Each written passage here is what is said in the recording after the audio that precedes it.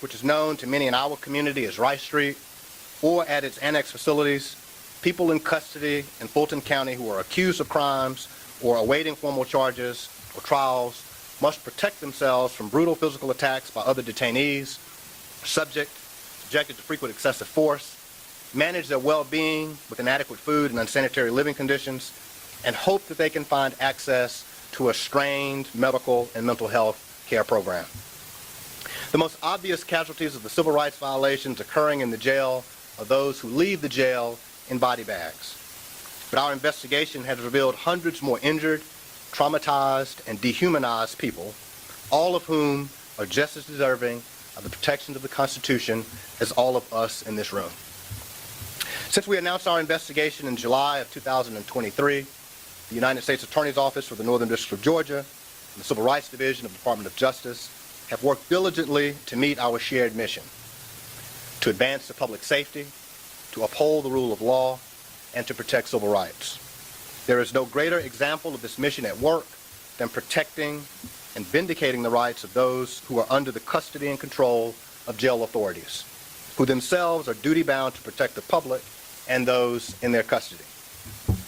We began our investigation after LaShawn Thompson was found in his cell, neglected to death, covered in lice. But in the time since his death, several more young men detained in the jail have died, and many died violent deaths.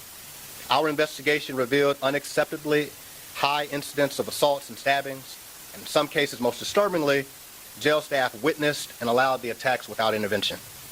2023 alone, there were over 1,000 assaults and more than 300 stabbings in the Fulton County Jail.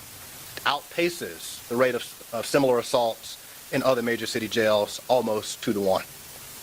Those numbers only reflect the reported attacks. Many detainees told our team that they explained that they feared for their safety. They were reported that they had been stabbed or assaulted.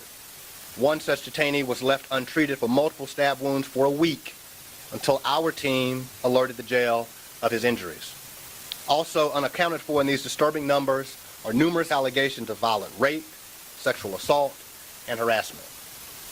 The crisis of violence in the Fulton County Jail has resulted in part because of the lack of effective classification and housing planning, which allows for extremely violent individuals and gang members to be housed with vulnerable and low-risk individuals.